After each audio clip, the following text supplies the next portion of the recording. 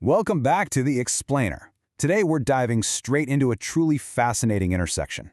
We're going to explore the worlds of complex pedagogy, language learning, and the absolute wild card that is artificial intelligence.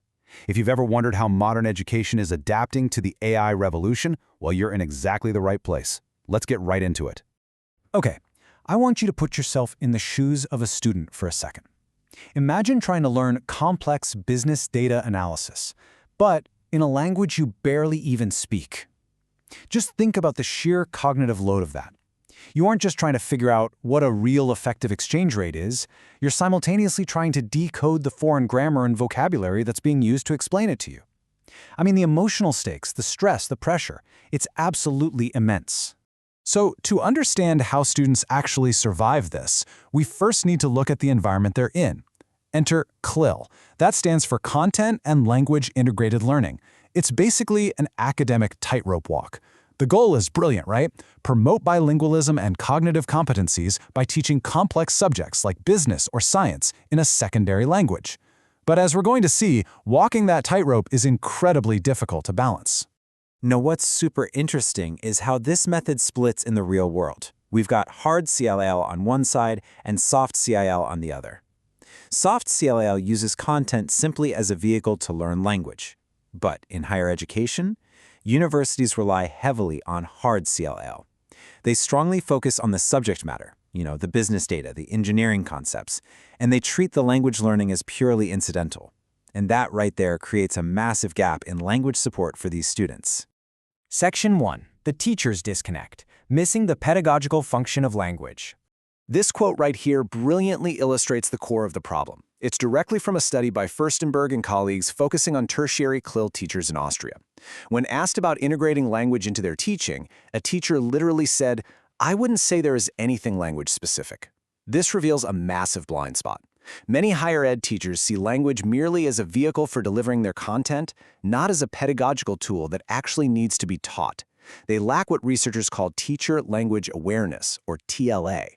And this blind spot, it leads to systemic shortcomings across the board. Teachers naturally lean into an English medium instruction, or EMI style, focusing purely on subject knowledge.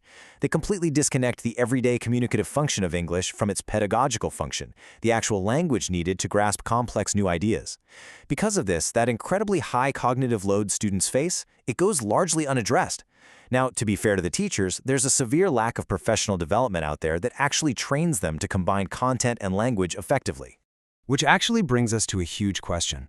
If teachers aren't providing this granular language support, and the institutions aren't training the teachers to do so, how on earth are these students surviving this daunting language gap? Well, the answer lies in this absolutely staggering statistic, 90.1%. A massive, overwhelming majority of students have taken matters entirely into their own hands. They are frequently using AI feedback tools, specifically ChatGPT, just to survive and adapt to the CLIL environment. If we look at direct data from a 2024 study by Miguel Campos over at Toyo University in Japan, it's pretty clear. Students are overwhelmingly utilizing ChatGPT to check their writing drafts before they even submit them. They've essentially created a self-regulated workaround. They're outsourcing the granular language feedback they desperately need right to artificial intelligence. Section 2. The AI feedback flaws, not a silver bullet. Bringing that Campos study to life, we see a really fascinating contrast. For basic mechanics, AI is an absolute powerhouse. 95.3% of students found it helpful for spelling, and 86.5% for grammar.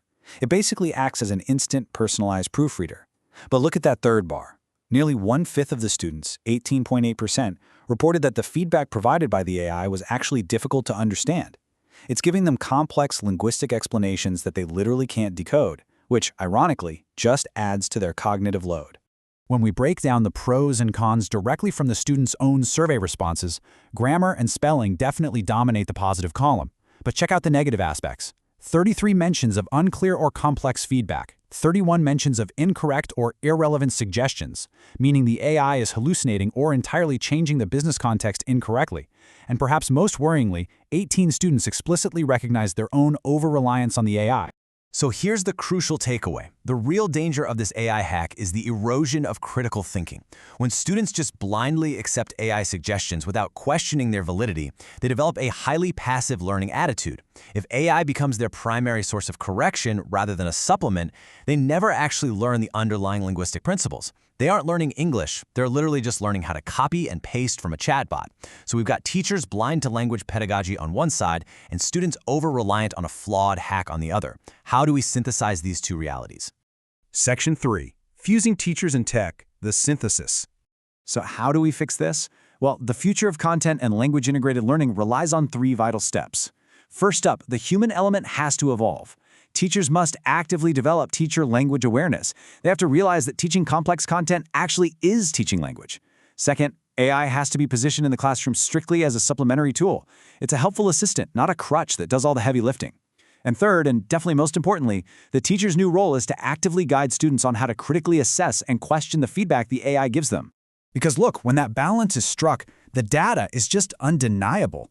The vast majority of students recognize that AI is immensely useful for both linguistic and content improvement. It works. The immediacy of the feedback is something a single professor with 200 students simply cannot provide. But this tech only reaches its full, safe potential when it's balanced perfectly with traditional, active human teaching methods. Which leaves us with one final provocative thought to take away from our explainer today. As students keep integrating these powerful tools into their daily survival strategies, will AI eventually replace the language teacher entirely? Or will it be the exact catalyst that forces tertiary educators to finally evolve, bridge the pedagogical disconnect, and become the modern integrated guides their students desperately need? Thank you so much for joining me on this deep dive, and as always, keep questioning how you learn.